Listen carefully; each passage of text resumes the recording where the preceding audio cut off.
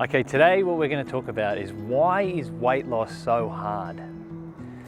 So what is it that makes it so hard? There's obviously a lot of things that make it hard, but what's the reason why it's so hard? It's because weight loss is emotional. Every choice that you need to make is emotional. When it comes to food, when it comes to activity, when it comes to anything that you need to do, it requires some sort of interaction with an emotional thing. And emotions change. Emotions change from moment to moment. They change from day to day, from week to week, from month to month, and from year to year. In each and every context of your life, your emotions are changing. Yeah, and your energy levels are influencing your emotion, and they influence everything. So, it's the changing nature of emotions. It's the changing nature of circumstances, and it's just not something that can be reliably reproduced in every moment, in every context. And we have a different set of ideas and desires, and in every single day. And like I said, from the morning to the afternoon to night, there's all these different things that come up. So the reason why emotions make this so difficult is emotions are unconscious, right? It means that they're not part of our conscious process.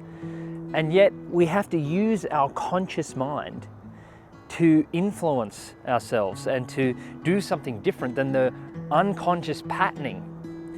I'm talking about habits here, but habits are very emotional as well.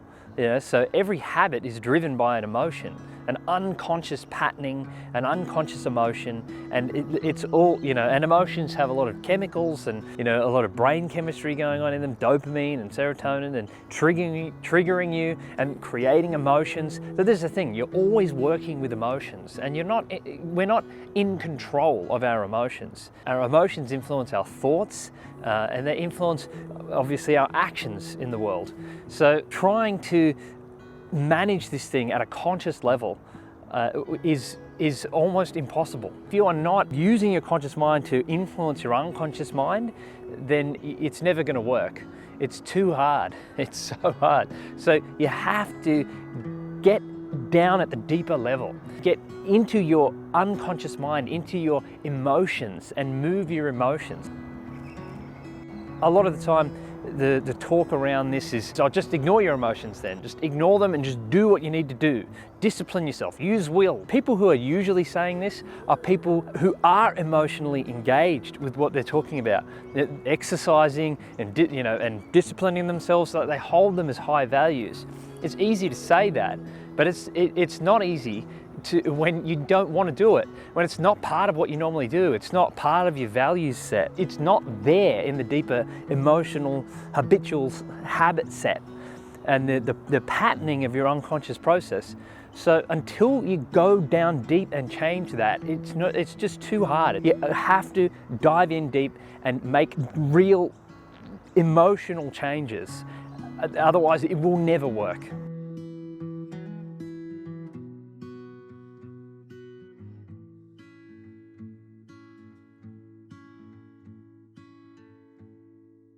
So there's a quote by Jung that says, "Until we make the unconscious conscious, it will control our lives, and we'll call it fate." Right? So you might not call it fate, but it feels like just a force of nature, the universe, or something else, something outside of us is controlling us, is controlling our actions and our destiny. But it's not really that. It's what's happening inside of you, inside of your unconscious mind. And it's something that you, even though it may not feel like it, we all have access to that.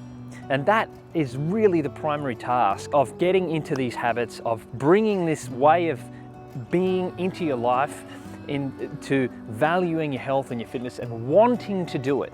That really is the only way to make this thing stick for the long term, for the rest of your life, is to get into the deeper underpinnings of your unconscious and start to shift those into becoming the person that enjoys doing it, wants to do it, is on that mission, is driven towards these healthier behaviors, ones that create a body that you like and that you enjoy and that feels good, that looks good, is what you want it to be, is living your best life, or the life that you want to live, one that you have energy, you can play with your kids, or you can just do more fun things, you can live more fully when you have more energy and more health and less weight, right? A lot of the time. But even if you don't have less weight, you just want healthier habits. You want to be more in control. You want, when you go to the doctor, always you get a blood test, and the results of the blood test, if it's bad, is always the recommendation is always, well, you need to eat better and get more exercise. You need to move around a bit more, and you need to eat better. It's like that's always the case. It's just like, why don't we just do that in the first place? So just do that now. Do it as much as we can. That is us taking control, or at least influencing as best as possible our health. That's it. That's what we can do. Right? Eat well, move more. As long as you're doing that, you're in the most amount of influence you can have on your health and your fitness and your wellness.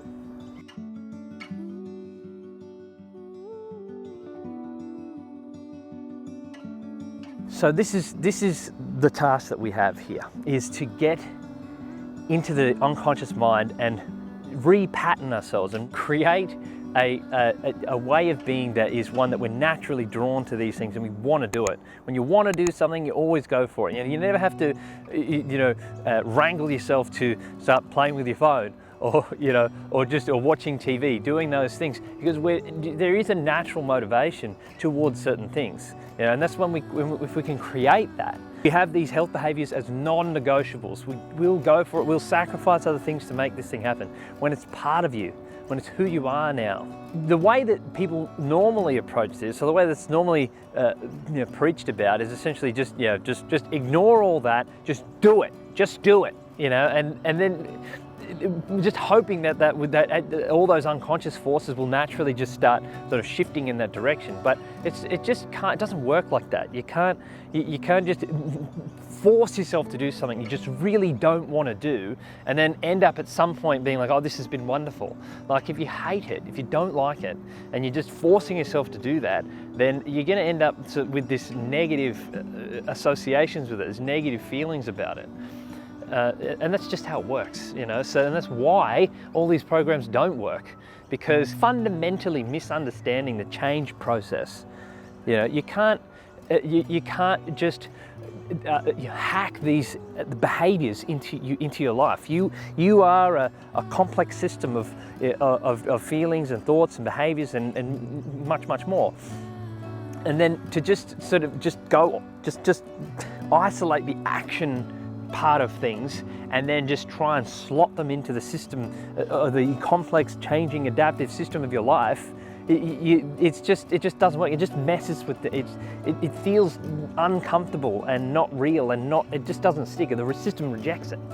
So these things have to be gently introduced into our lifestyles, into our consciousness, into our way of being, into who we are. They're trying to introduce it. One of this comes back to is the old Jim Rohn quote of, for things to change, you must change. For things to get better, you must get better. This isn't about changing your behavior. This is about you changing. This is about us actually transforming who we are. And that is the only way that someone is able to maintain health behaviors for the rest of their lives. This is an infinite game. It does not end. There is no 12 weeks. There's no 6 weeks. There's no 12 weeks. All that is just marketing and just nice packaging to just give you short-term motivation, which is absolutely meaningless and ridiculous. As far as deep level whole person transformation is concerned, which is what has to happen if you want to maintain it. There's no other way, right? And I think if that's something that we should want, really. I mean, to become healthier, to be a healthier person, to be a person who is, who consistently engages in those behaviours, because that's who I am. It's just a more more alive and exciting way to live, because you know that you're the one influencing your health. When you're feeling, physically down, you know that you can step in and do something with that. That's a very empowering thing. It's a very good, positive place to be in life. You intentionally put yourself through this pain so that you don't have to experience other pain, worse pain later in other contexts. So the reality is that we are changing anyway, right? We're always changing from moment to moment, from day to day, but definitely from year to year and decade to decade, right? We are becoming different people. There's and if you've lived long enough, you'll know that people come and go in your life, relationships, jobs, different contexts, and we are influenced by those things. And then we take bits and pieces away from it. The people that we meet, that we interact with, the books we read, those things influence us and change us, and we're just sort of naturally, just being changed by our circumstances and our experience. I think if you think about who you were 10 years ago and who you are now, those things are very different.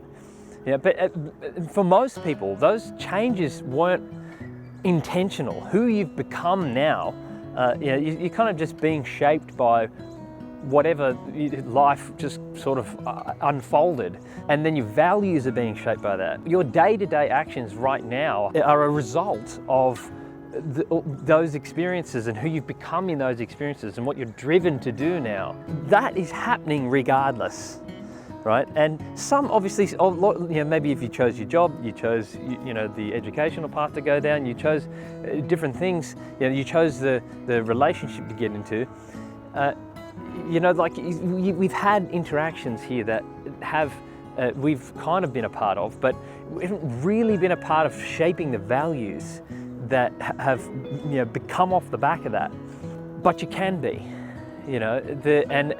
All those things are part of it, choosing all those little bits and pieces. If you want to end up 5, 10, 20 years from now being driven by the ideas of health and wellness, and having energy and the best body that you can, if you want to just be driven to do those things naturally, that it needs to be a choice, because that you won't just naturally drift into that place. So, and it can be, right? But that's the level we need to be looking at and need to be working on, is becoming that person and wanting to create that unconscious grounding that we're naturally driven to those things. So now we've gone through how deep and emotional and unconscious all this stuff is. And you'll be asking, how do I actually change these things? So that's what this next video is for. Jump in there, have a look, and if you haven't subscribed, subscribe, like, share the video, and I'll see you in the next video.